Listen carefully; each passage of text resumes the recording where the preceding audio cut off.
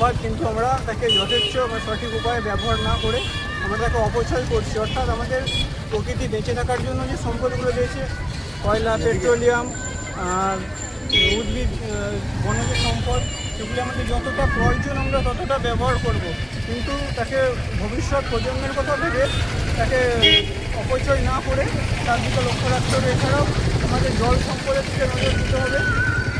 দেখি বর্তমানে ground water level অনেক নিচে, যার চিত্র আমরা তামিলনাড়ুতে দেখেছিলাম, তীব্র জল সংকটের সম্মুখীন হয়েছিল।